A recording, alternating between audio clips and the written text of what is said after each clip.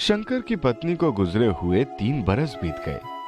भरी जवानी में जीवन साथी का दुनिया को छोड़कर चले जाना किसी परीक्षा से कम नहीं था। किसे पता था कि वो अस्पताल के अभाव में अपने बेटे सौरभ को जन्म देते ही मर जाएगी। शंकर उदास बैठा अपने 3 साल के बेटे को देख रहा था। उसकी आंखों में आंसू भरे हुए थे। तभी उसकी बुआ आई और बोली, ओ शंकर, ऐसे काहे बैठा है बेटा? चल फिक्र ना कर, मैं तेरे लिए रिश्ता लाई हूँ। बुआ, ये क्या कह रही हो? मैं दूसरी शादी नहीं करूंगा। मैं उमा को कभी नहीं भूल पाऊंगा। बुआ अपने चश्मे को ऊपर करते हुए बोली, अच्छा, सिर्फ यादों के सहारे जीवन कट जाएगा। और ये सौरभ, इसका क्या? इसे माँ नहीं चाहिए? मेरे ससुराल की तरफ की लड़की है, शुक्र मना बिन ब्याही है। तेरी जमीन जायदाद के बारे में सुनकर उसका बाप एकदम से राजी हो गया। देख, मैंने जबान दे दी है, मना मत करना। एक बार मेरे सौरभ का चेहरा तो देख, बेचारा बिना माँ के कैसे रहता है। बुआ ने इधर उधर की बातें करके शंकर को दूसरी शादी के लिए राजी कर लिया और सप्ताह भर में ही गीता सौरभ की दूसरी माँ बनकर आ गई। शंकर ने पहली रात को गीता से कहा, सुनो, मैं तुम्हें दुनिया भर की खुशी दूंगा, बस तुम मेरे सौरभ को दुख मत देना। ये सब कुछ तुम्हारा है, धन दौलत ये जायदाद, बस तुम मेरे सौरभ को हमेशा अपने बेटे की तरह प्रेम करना। गीता की नजर तो उसकी जायदाद पर थी, उसे सौरभ से क्या लेना देना। वो शर्माने का नाटक करते हुए बोली, आज से जो आपका है वो मेरा है, हम दोनों के बीच में मेरा तुम्हारा क्या। शंकर बहुत खुश हुआ। उसे ऐसी ही पत्नी चाहिए थी। कुछ दिन तक तो सब कुछ ठीक चला, लेकिन धीरे धीरे गीता ने अपना रंग दिखाना शुरू कर दिया। वो शंकर की पीठ पीछे सौरभ को मारती थी, उसे भूखा रखती थी, और जैसे ही सौरभ अपने पिताजी से कुछ बताने की कोशिश करता, वो उसे आंखें दिखा देती। सौरभ इसी तरह 7 साल का हो गया। अब वो सब समझने लगा। अब जब भी उसकी सौतेली माँ उसे मारती तो वो जंगल की तरफ चला जाता और एक आम के पेड़ के नीचे बैठकर रोने लगता। एक दिन जब आम के पेड़ से रहा नहीं गया तो उसने पूछा, बेटा, मैं बहुत दिनों से देख रहा हूँ तुम मेरी छाया में बैठकर रोते रहते हो। किसी ने तुमसे कुछ कहा है क्या? सौरभ पेड़ की आवाज सुनकर डर गया। वो उस पेड़ के तने के पीछे छिपकर बोला, कौन है यहाँ? मुझे बहुत डर लग रहा है। डरो मत बेटा, मैं आम का पेड़ हूँ। क्या तुम बोल सकते हो? नहीं, मैं बोल नहीं सकता, लेकिन तुम्हारे जैसे मासूम बच्चों को देखकर मुझसे रहा नहीं गया और मैं बोल पड़ा। अब तो मुझे बताओ, तुम्हारे साथ क्या हुआ है? सौरभ रोते हुए बोला, मेरी माँ मर गई है। मेरे पिताजी मेरे लिए दूसरी माँ ले आए, लेकिन मेरी सौतेली माँ जब पिताजी घर पर नहीं होते तब मुझे खाना नहीं देती और बहुत मारती है। तुमने ये बात अपने पिताजी को क्यों नहीं बताई? अगर मैंने पिताजी को बता दिया तो वो मेरी आंखें निकाल लेंगी और चूल्हे में डाल देगी, फिर मैं अंधा हो जाऊंगा। आम का पेड़ सब समझ गया। वो बोला, तुम भूखे हो क्या? अगर तुम भूखे हो तो मेरे आम तोड़कर खा लो।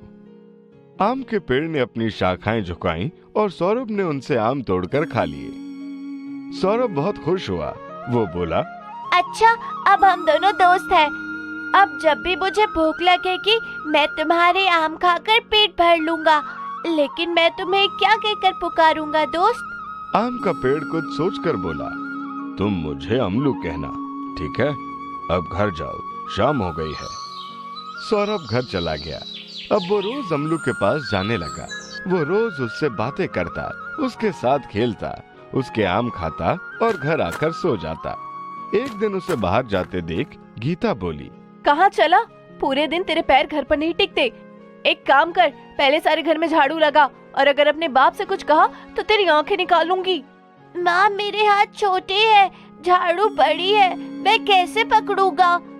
अच्छा, तेरे हाथ छोटे हैं? ले, झाड़ू तेरे हाथ में बांध देती हूँ, पकड़ने की जरूरत नहीं पड़ेगी। गीता 7 साल के बच्चे पर अनगिनत जुल्म कर रही थी। सौरभ झाड़ू लगा ही रहा था कि अचानक वहाँ शंकर आ गया। गीता, सौरभ से तुम झाड़ू लगवा रही हो? तुम इसके हाथ में रस्सी बांधने में जरा सी भी दया नहीं आई? ऐसा क्यों सोच लिया तुमने? जानते हो ना मैं पेट से हूँ। आज बहुत दर्द हो रहा है, इसलिए इसे थोड़ा कूड़ा समेटने के लिए कह दिया। और ये रस्सी उसने मुझसे जबरदस्ती बंधवाई है, चाहो तो पूछ लो उससे। ये कहकर वो रोने लगी। शंकर ने सौरभ से सच पूछा तो उसने डर के मारे कहा, पिताजी, मैंने रस्सी बंधवाई थी। सौरभ गीता की बड़ी बड़ी घूरती हुई आंखों को देखकर डर गया। ऐसे ही दिन गुजरने लगे और एक दिन गीता ने एक बेटे को जन्म दिया। उसके बाद गीता के जुल्म सौरभ पर और ज्यादा बढ़ने लगे। एक दिन शंकर की अचानक से एक सड़क हादसे में मौत हो गई। सौरभ अनाथ हो गया। उस बच्चे को तो अभी तक जिंदगी और मौत का अंतर भी नहीं पता था। गीता अपने पति की मौत से बहुत दुखी थी, लेकिन वो खुश भी थी क्योंकि अब सारी संपत्ति का मालिक उसका बेटा था। कुछ दिनों बाद, सौरभ, कोई जरूरत नहीं है स्कूल जाने की। तू अब घर में रहकर मुन्ने को खिलाया कर। माँ, मैं मुन्ने को स्कूल से आकर देख लूंगा, लेकिन मुझे स्कूल जाना है। गीता उसका कॉलर पकड़ते हुए बोली, पढ़ लिख कर कलेक्टर बन जाएगा क्या? अगर तू स्कूल गया तो तुझे खाना नहीं मिलेगा। पूरे दिन का भूखा सौरभ रोता हुआ अमलू के पास पहुंचा। आज तुम फिर रो रहे हो सौरभ? क्या तुम्हारी माँ ने तुम्हें आज फिर से मारा? मारा तो नहीं, लेकिन उन्होंने मुझे स्कूल भेजने से मना कर दिया है। अगर मैं स्कूल गया तो वो मुझे खाना नहीं देंगी। तुम स्कूल जरूर जाना, लेकिन खाली समय में मेरे पास बैठकर पढ़ा करो। मैं हमेशा तुम्हारी रक्षा करूंगा। अगर खाना ना दे तो मेरे आम है ना, इन्हें खा लिया करो। पहले तुम मेरे आम खा लो, तुम्हें भूख लगी होगी ना। सौरभ ने स्कूल जाना नहीं छोड़ा। उसे जब भी खाना नहीं मिलता वो अमलू के पास आता और आम खाकर चला जाता। और एक समय आया कि अमलू के सारे आम खत्म हो गए। सौरभ को भूख लगी थी और खाने के लिए उसके पास कुछ नहीं था। वो फिर से रोने लगा। अब क्यों रो रहे हो सौरभ? मुझे भूख लगी है, तुम्हारे आम भी नहीं रहे, अब मैं क्या खाऊंगा? मैं एक पेड़ हूँ सौरभ।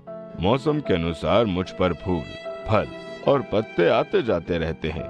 अब तुम एक काम करो, मेरी कुछ सूखी टहनियां हैं, इन्हें तोड़ लो और बाजार में बेच आओ। मेरी लकड़ियां हवन पूजा के काम आती हैं। उन पैसों से तुम अपने लिए खाना खरीद लेना। सौरभ ने ऐसा ही किया। आम की सूखी टहनियां बेचने से उसे जो पैसे मिलते उनसे वो खाना खरीद कर खा लेता। समय ऐसे ही गुजरता जा रहा था। गीता ने देखा कि सौरभ भूखा रहने के बावजूद भी हष्ट पुष्ट है और उसका मुन्ना खूब खा पी कर भी सूखता जा रहा है। गीता सौरभ से बोली, लगता है फ्री का खा खाकर तुझ पर चर्बी चढ़ती जा रही है। आज से तू घर के सारे काम करेगा, झाड़ू, पोछा, कपड़े, बर्तन सब, समझे? लेकिन मुझे खाना तो दोगी ना माँ, और मारोगी तो नहीं? तू जैसे काम करेगा वैसे ही खाना मिलेगा।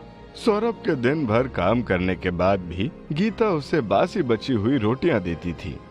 सब कुछ सहन करते हुए सौरभ बड़ा हो गया। अब उसका अमलू के साथ रहने से गुजारा नहीं था। अपना पेट पालने के लिए उसे काम करने की जरूरत थी। आखिर कब तक वो गीता के इशारों पर नाचकर भूखा मरता रहता? उसने सोचा कि मुझे अब कुछ काम करना चाहिए और एक दिन वो काम ढूंढने निकल गया। दिन भर वो काम की तलाश में भटकता रहा। काम ना मिलने पर वो घर आ गया घर मुफ्त की रोटियां खाने। सुबह से कहाँ गुलछर्रे उड़ा रहा था। सारा काम पड़ा है, तुझे जरा भी परवाह नहीं। काम के चक्कर में मेरा मुन्ना स्कूल के लिए लेट हो गया, नालायक कहीं का। सौरभ फिर से अमलू के पास आकर बैठ गया।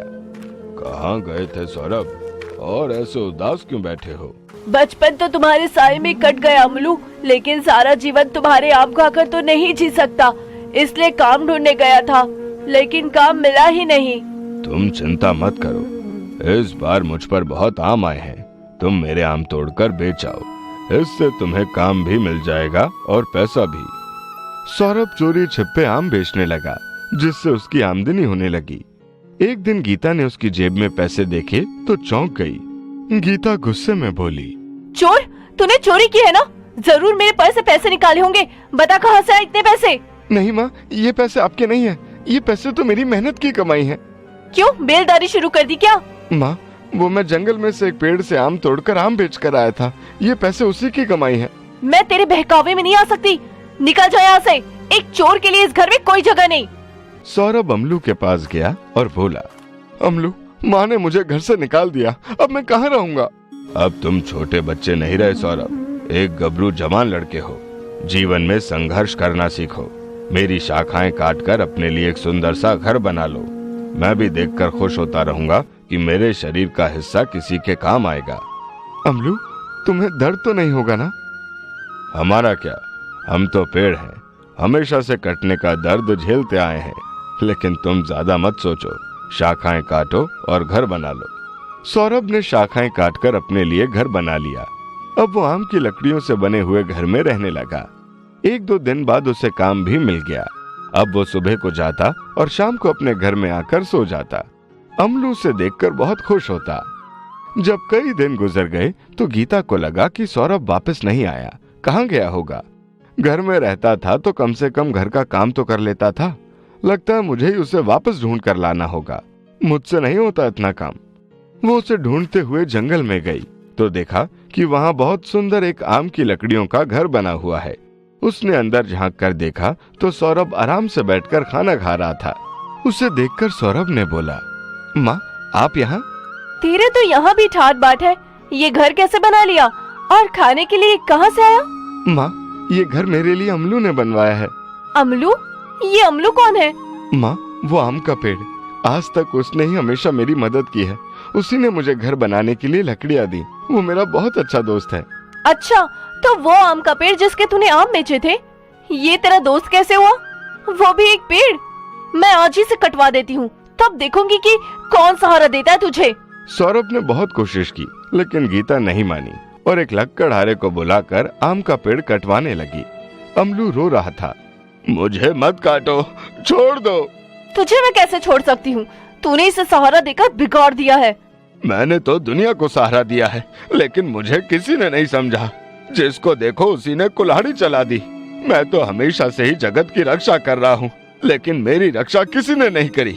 सबने मेरा बस फायदा उठाया है। जैसे ही लक्कड़हारे ने कुल्हाड़ी चलाई, सौरभ ने उसका हाथ पकड़ लिया और कुल्हाड़ी छीनकर दूर फेंकते हुए कहा, खबरदार अगर किसी ने अमलू पर कुल्हाड़ी चलाई।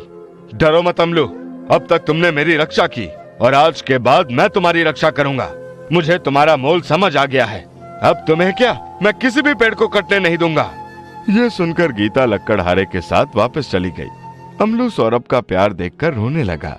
वो रोते हुए बोला, काश तुम्हारी तरह सब हमारा दर्द समझ पाते तो कोई पेड़ नहीं काटता। सौरभ मैं तो पेड़ हूँ, असहाय हूँ, लेकिन तुम तो इंसान हो।